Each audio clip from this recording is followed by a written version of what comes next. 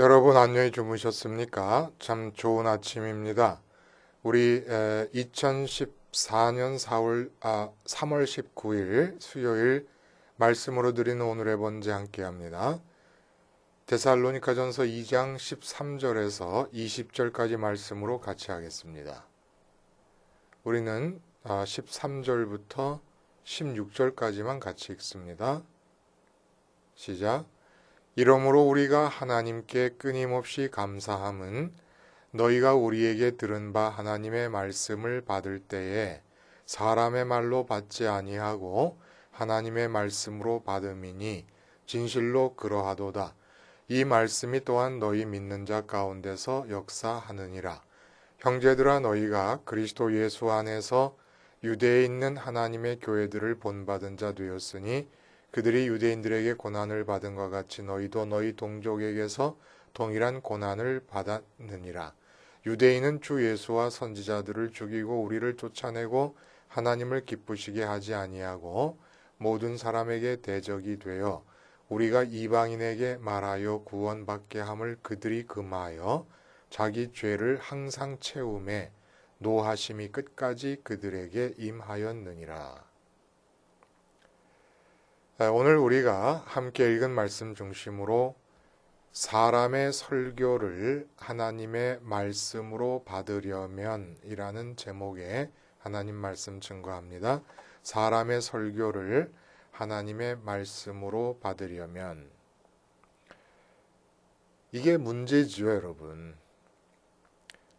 목사님들이 설교를 하시면 그 의자에 앉아서 들으면서 좀 교회를 오래 다닌 교인들일수록 목사님의 설교에 대해서 꼭 그렇게 의도적으로 하지 않아도 이 말씀은 조금 이상하다. 이 말씀은 좀 목사님의 개인적인 성향이 많이 묻어나는 그런 말씀인 것 같으다. 이런 판단 아닌 판단을 이렇게 하게 되고 떠올리게 되고 그러는 일이 많지 않습니까? 그리고 그러지 않더라도 예배 시간에 아주 아멘 아멘 하면서 다 받아들였습니다. 근데 그 말씀이 교회 바깥에 나가서 다 잊혀진 채로 망각 속에 묻혀버린다 그러면 그건 그 설교 말씀을 하나님의 말씀으로 받은 게 아닙니다. 하나님의 말씀으로 받은 것이 아니라 들은 것입니다. 들은 것. 여기서 문제가 되는 것은 사람이 과연 보이지 않는, 만져지지도 않는 하나님에 대해서 언급할 수 있느냐. 더군다나 그 사람이 어떤 사람이냐 하면 죄로 머리끝부터 발끝까지 완전히 장악된 사람으로서 십자가 죄사함을 받았다고 해도 그 죄의 성향과 습성이 그대로 남아있는 사람입니다. 그런 사람이 거룩하시고 보이지도 들리지도 아니하시는 하나님에 대해서 말하는 게 과연 가능할까? 그래서 칼바르트라는 신학자는 이 설교 그리고 하나님에 관해서 말하는 신학이라고 하는 것을 불가능한 가능성이라고 말을 합니다. 근데 제가 보기에는 이거보다 더한 불가능한 가능성은 뭐냐 하면 똑같은 죄의 습성과 성향이 여전히 작용하고 있는 사람인 목사님들이나 전도자들이 하는 말씀을 보이지도 들리지도 않고 거룩하신 하나님이 하시는 말씀으로 받아들인다는 게 더 불가능한 거 아닙니까?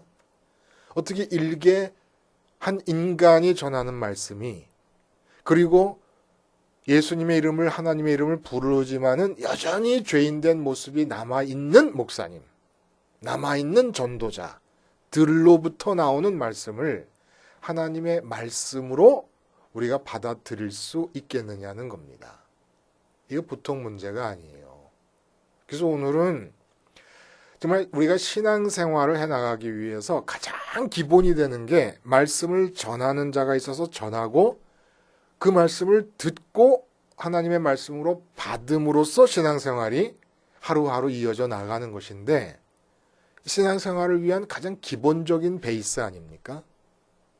기본적인 근거예요, 이게. 그러니까 이 점을 한번 근본적으로 한번 좀 따져볼 필요가 있겠다 이겁니다. 어떻게 사람이 하는 설교를 창조주이시고 절대주권자이시고 거룩하신 그 하나님이 하시는 말씀으로 받을 수가 있겠느냐. 요거 오늘 말씀 13절 말씀 말입니다. 이러므로 우리가 하나님께 끊임없이 감사함은 그 감사의 이유가 뭐냐면 너희가 데살로니가 교인들이 사도 바울이나 디모데나 실라 등이 전한 바 하나님의 말씀을 듣고는 그것을 사람의 말로 받지 않고 하나님의 말씀으로 받았다는 겁니다. 근데 그 말씀이 너희 가운데서 역사한다. 들여다보면 들여다볼수록 많은 것을 생각하게 해주시는 그런 말씀입니다. 자, 먼저 우리의 질문은 도대체 사람이 전하게 되는 하나님의 말씀이라는 것이 그 내용이 뭐냐 하는 겁니다. 무엇을 하나님의 말씀이라고 말할 수 있느냐. 그건 왜냐하면 분명히 안수받은 목사님들이고 또 사명을 받았고 위탁받은 전도자들이라고 하지만은 거짓 전도자도 있고 거짓 선지자도 있고 그 말씀이 하나님의 말씀이라기보다는 우리 말했잖아요. 앞에서 아첨인 말씀이 있어요. 아첨. 하나님 말씀이 아니에요. 인간들이 마음속에 하나님 말고 다른 것을 끌어들임으로써 그 끌어들인 그림자 뒤에 사탄이 또아리를 틀고 있는 상태인데 그 상태를 묵인하면서 그 상태를 인정하고 긍정하면서 전하는 말씀이 이게 아첨이란 말입니다. 그러니까 하나님의 말씀이 아니라 아첨이고 그렇게 아첨을 부리면서 설교를 하는 이유가 탐심이라는 거예요. 내가 하는 교회가 사람이 많이 오게 하려고. 그렇게 사람의 마음에 맞춤으로써 기브 앤 테이크의 어떤 현실을 실현시키려고. 내가 줬으니까 뭔가를 또 그 사람이 나한테 주겠지. 이런 마음으로. 그러니까 하나님의 말씀이 뭔가를 분명히 우리는 구분할 줄도 알아야 됩니다. 무조건 목사라는 타이틀이, 전도자라는 타이틀이 그 사람 입에서 나오는 모든 말씀을 하나님의 말씀으로 인치는 것이 아니라는 거예요, 절대로. 그럼 하나님의 말씀은 뭐냐? 여러분, 데살로니가 교인들에게 지금 하나님의 말씀이라고 얘기하고 있지 않습니까? 말씀드렸듯이 데살로니가 교회에서는 그렇게 충분한 기간을 지내지 못했습니다. 근데 그 충분치 못한 기간 동안 전한 하나님의 말씀에 의해서 교회가 설립되었고 선택받았다고 하는 걸 확증할 정도로 증거가 나타날 만큼 그 말씀을 붙들고 살았습니다. 극심한 환난 가운데. 그럼 그 말씀이 뭐겠어요? 여러분 생각에는. 한번 답해 보십시오, 여러분. 그 말씀의 핵심적 내용이 뭡니까? 십자가예요. 그 당시는 우리가 성경 창세기 1장 1절부터 요한계시록 마지막 장까지 공부하듯이 성경 공부를 할 수 있도록 성경이 주어져 있질 않았습니다. 데살로니가 교인들에게는. 성경 66권이 없는 상태에서 그들이 말씀을 하나님 말씀으로 받고 교회가 설립이 됐고 교인들이 교인답게 살았습니다. 그 말씀이 뭐겠어요? 그게 십자가 말씀입니다. 왜 성경 66권이 없었음에도 불구하고 이런 일이 가능했을까요?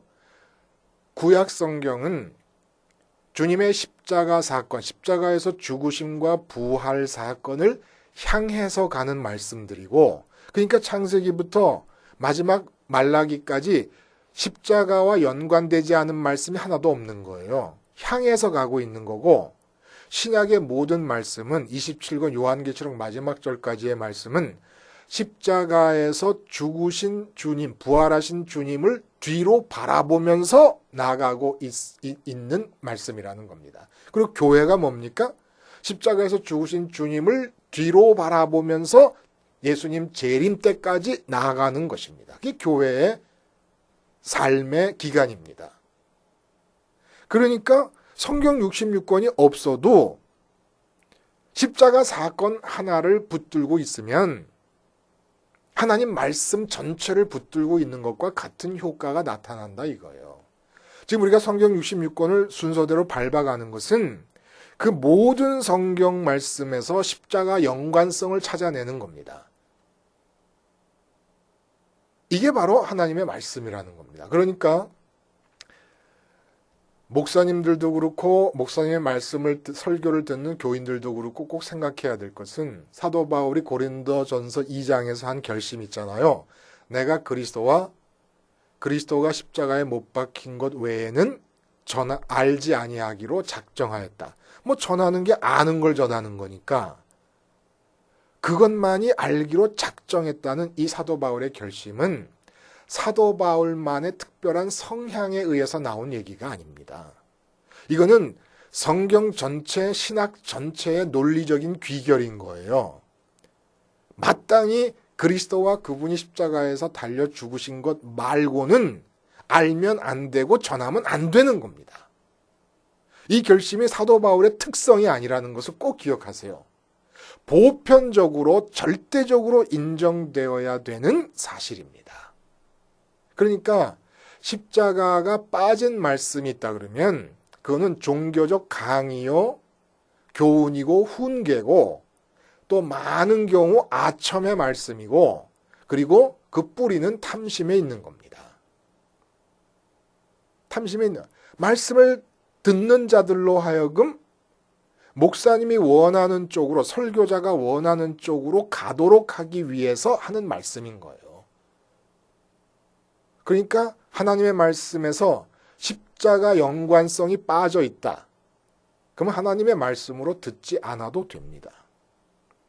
자, 이 전제하에서 반드시 십자가 연관성을 품고 있다라고 하는 전제하에서 이제 그 하나님의 말씀을 우리가 하나님의 말씀으로 받는다고 하는 이 일이 어떻게 진행되는 것인가라는 걸 우리가 알아야 되겠어요. 하나님의 말씀은 그겁니다. 십자가 연관성이 없는 말씀은 모든 성경 구절에서 십자가 연관성을 논리적으로 찾아내는 거예요. 논리가 없는 게 아니에요.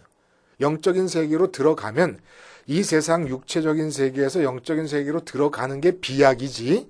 일단 그게 또 믿음이고 믿음의 비약을 통해 영적 세계로 들어가면 모든 말씀 속에 논리적으로 십자가가 숨어 있습니다. 그 연관성을 찾아내는 게 성경의 해석이고 설교가 되는 거예요. 자, 이러한 십자가 복음을 어떻게 받아들이느냐? 십자가 복음을 듣게 되는 사람들의 상황은 삶에 대해서 진공 상태에 있는 게 아닙니다. 삶으로부터 격리되어 있는 게 아니에요. 십자가 복음을 전할 때 내가 그 말씀을 전하기 위해 만나는 모든 사람들의 마음은 큰 일이든 작은 일이든 삶의 문제에 마음이 연루되어 있습니다. 삶의 문제에 마음이 묶여 있는 상태입니다. 여기서 하나님의 말씀으로 받아들이기 위해서 우리가 꼭 염두에 둬야 될 하나의 큰 전제가 나타나는 거예요. 그 전제가 뭡니까, 여러분?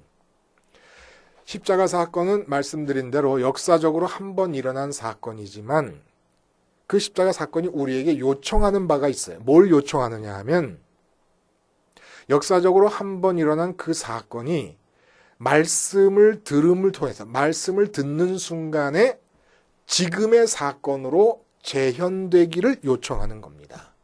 그러니까 내가 지금 십자가 이야기를 말씀을 들을 때에 하나님의 말씀으로 받기 위해서는 마음에 어떤 마음가짐이어야 되냐면 언어로서 들리고 있는 십자가 사건이 지금 내 앞에서 일어나고 있는 사건이다라고 보는 겁니다.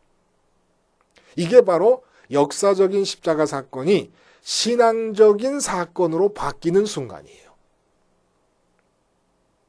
그러니까 현재에 내 앞에서 일어난 사건. 그래서 사도 바울이 갈라디아서 3장 1절에 뭐라고 얘기합니까?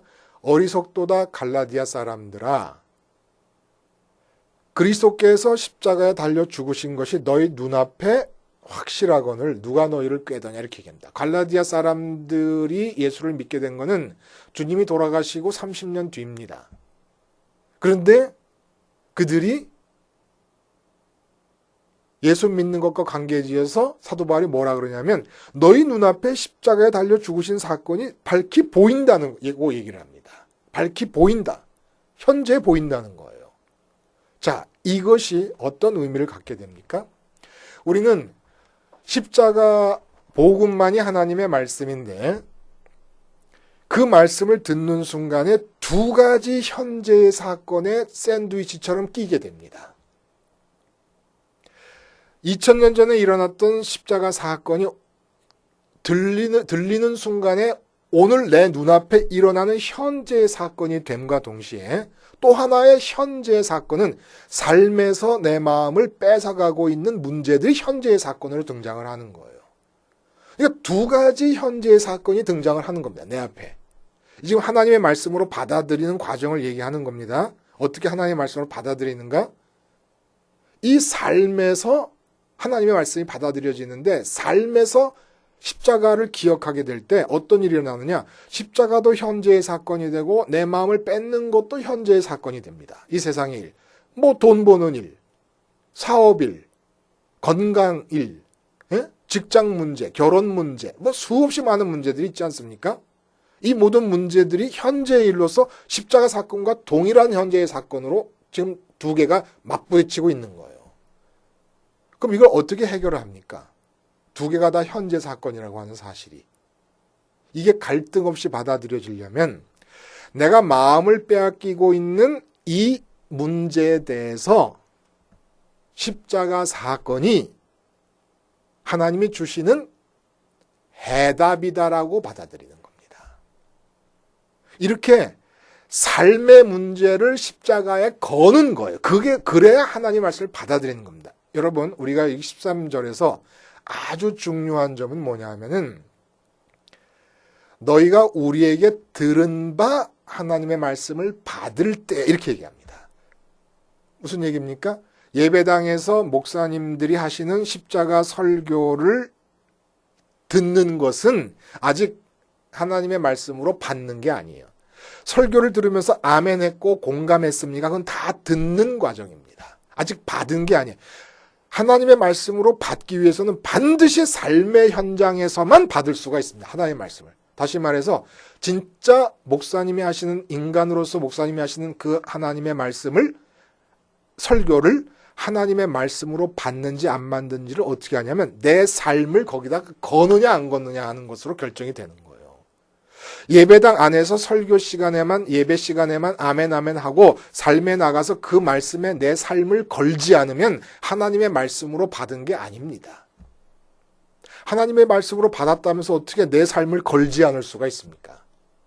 그래서 항상 하나님의 말씀으로 받는다는 것은 어떤 상황에서 되냐면 예배당에서 들은 십자가 말씀이 기억되는 가운데 현재의 사건으로 내 앞에 등장하고 또한 내 마음을 뺏어가고 있는 이 현실 속의 삶의 문제가 현실의 문제로 등장하면서 이 두 개의 문제가 부딪히는 가운데 이 두 개의 문제가 부딪히지 않도록 내가 중간에서 역할을 할 때 하나님의 말씀으로 받아들이게 된다는 거예요. 근데 어떻게 받아들입니까?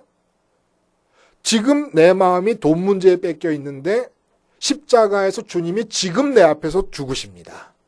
그 뭘 말하는 거겠습니까? 이 돈 문제에 대한 해답이 주님의 죽으심의 십자가 사건으로 하나님으로부터 주어진 거라는 거예요. 내가 지금 자녀 문제 때문에 고민하고 현실적으로 마음이 뺏겨 있는 가운데 주님께서 내 앞에서 지금 십자가에 달려 돌아가십니다. 무슨 문제입니까? 자녀에 대한 문제의 해답이 십자가를 통해서 하나님에 의해서 주어진다는 거예요. 하나님께서 주시는 자녀 문제에 대한 해답이 십자가라는 겁니다. 이걸 이해해야 하나님 말씀으로 받아들이게 되는 거예요. 삶에서야 됩니다. 그러니까 삶의 진공 상태에서는 하나님의 말씀을 받는 게 아니에요. 그러니까 우리 기독교인들이 예배당 안에서는 아멘 아멘 하면서 살면서 세상 삶에 나가면 까마득하게 다 잊어버리고 사는 거예요. 이게 하나님의 말씀으로 받는 게 아니고 듣기만 하는데 하나님의 말씀을 듣는 것은 믿지 않는 자들도 다 들어요. 오늘 본문에 나오는 유대인들도 다 듣습니다. 그래서 하나님의 말씀을 받는다는 게 뭐냐? 지금 십자가에서 죽는 사건이 현재의 사건입니다. 내가 돈 문제 때문에 마음을 뺏기는 것도 현재의 사건입니다. 두 문제가 서로 갈등을 겪지 않으려면 이 돈 문제에 대해서 주시는 하나님의 해답이 바로 이 십자가 사건이다. 그럼 내가 그걸 어떻게 받아들일 것이냐? 주님이 죽으신 것은 주님 자신이 죽어야 될 이유가 있는 것이 아닌데 왜 죽으셔야 되냐? 내가 지금 마음을 돈 문제에 뺏기고 있는 그 사실 때문에 주님이 지금 십자가에서 죽으시는 겁니다. 왜? 내가 지금 마음을 돈 문제에 뺏기고 있는 그게 죄니까. 내가 지금 마음을 자식 문제에 뺏기고 있는 그게 죄니까. 그래서 주님이 십자가에서 지금 죽으시는 거예요. 네가 지금 마음을 돈 문제에 다 뺏기고 있구나. 마음을 다해서 하나님을 사랑하는 것이 온전한 상태인데 그의 마음이 빗나가지 않는 하마르티아, 빗나감, 그게 죄라 그러지 않았습니까? 그게 빗나가지 않는 건데 네 마음이 지금 빗나가고 있어서 네 마음이 더럽혀지고 있고 하나님께 등을 돌리고 있구나. 그래서 내가 지금 네가 돈 문제의 마음을 뺏기고 있는 이 순간에 죽는다라고 말씀하시고 그 아들을 죽게 하신 것이 하나님의 역사라는 겁니다. 하나님의 응답이라는. 그러니까 지금 문제는 뭐냐면 돈 문제가 문제가 아닌 거예요. 돈 문제에 마음을 뺏기고 있는 내가 문제라는 겁니다. 돈 문제는 하나님의 뜻 안에서 다 제자를 잡아가게 돼 있었어요, 원래가. 많거나 적거나 돈 문제가 안 되도록 하나님의 삶의 계획 속에 돼 있었습니다. 자녀 문제도 내가 키우는 동안에 그 자녀가 문제가 안 되도록 하나님께서 계획 속에 갖고 계셨는데 왜 문제가 됐냐? 내가 마음을 자녀에게 붙임으로, 내가 마음을 돈에 붙임으로, 내가 마음을 내 사업에 붙이고 이 세상 문제에 붙임으로 문제가 돼버린 거니까 진짜 문제는 건강 문제도 아니고 돈 문제도 아니고 자녀 문제, 사업 문제, 결혼 문제도 아니고 사랑관계 문제도 아니라는 겁니다. 문제는 내가 지금 마음을 하나님 말고 다른 것에 붙이고 있는 게 문제라는 거고 그 모든 문제는 하나님이 내 아버지시고 날 사랑하시고 알고 계시기 때문에 하나님의 계획 속에 다 있고 그 다음 단계 다 정해져 있는 거예요. 그러니까 문제는 지금 돈을 문제라 생각하는 내가 문제니까 주님의 십자가 사건이 지금 내 앞에 일어나고 있는 거고 그래서 주님의 십자가 사건을 말씀으로 받아들인다는 것은 내가 지금 세상 것에 마음이 끌려가고 있는 이 상태가 죄이기 때문에 주님이 지금 내 앞에서 죽으시는구나 라고 생각하고 내가 죽은 자라고 여기는 것. 막 급하잖아요, 문제가. 내가 지금 신경 안 쓰면 다 일이 안 돼버릴 것 같지 않습니까? 롯의 아내가 소돔에서 도망 나올 때 도저히 궁금해서 못 견디겠어가지고 뒤를 돌아보는 것처럼 내가 돌아보고 내가 관심을 갖고 염려하고 뭔가 손대서 끌고 가지 않으면 안 될 것 같아서 마음에 걱정이 많잖아요. 그게 다 죄라는 거예요. 그게. 우리가 손대고 관심 갖고 염려할 것은 어떻게 하나님께 더 가까이 나갈 것이냐만 염려하고 어떻게 하나님을 더 많이 받아들이고 부자가 될 것이냐, 하나님 부자가 될 것이냐만 염려하면 그게 내일이라는 겁니다. 그렇게 될 때 말씀이 역사한다는 것은 무슨 뜻이냐? 그렇게 주님의 사건을 현재의 사건으로 십자가 사건을 받아들여서 이 육체와 마음이 조합이 되어 있는 상태에서 세상 문제를 느끼고 걱정하고 염려하지 않았습니까? 근데 그 나가 죽었다고 인정할 때 어떤 일이 일어납니까? 내 마음에서 세상 문제를 느끼는 것 이상으로 하나님을 느끼기 시작하는 거예요. 보이지도 않으시는데. 이게 성령의 역사입니다. 성령이 우리의 감각이 되어주셔서 보이지도 않는 하나님을 느끼고 하나님으로 부자가 되게 해주시는 겁니다. 그러면서 나타나는 일이 이제 이 일에 대해서 죽었을 때 온전히 죽어서 하나님을 그렇게 느끼고 하나님으로 충만해질 때 이 일에 대해서 필요하다면 하나님이 내 안에서 나를 통해서 하나님이 역사를 하시게 됩니다. 그러니까 내가 손을 대지만 내가 손을 대는 게 아닌 거예요. 나는 장갑에 불과한 겁니다. 장갑에. 하나님께서 나를 장갑으로 끼고 그 일을 하시는 거니까 우리가 장갑 끼고 일할 때 누가 장갑이 일을 했다고 말하는 사람이 있습니까? 다 장갑을 낀 그 사람이 일을 했다고 말하는 거지. 그러니까 손을 뗀다는 얘기는 내가 하나님의 장갑이 되어 드린다는 거예요. 어떻게? 십자가의 주님의 죽음을 내 죽음으로 받아들이면서 어디서? 삶의 현장에서. 그렇게 함으로써 이루어지는 일이 뭡니까? 하나님의 말씀을 사람이 전하는데 십자가 복음을 사람이 전하고 있는데 그 사람이 전한 십자가 복음을 하나님의 말씀으로 받아들이는 거예요. 단순히 듣기만 하는 게 아니라.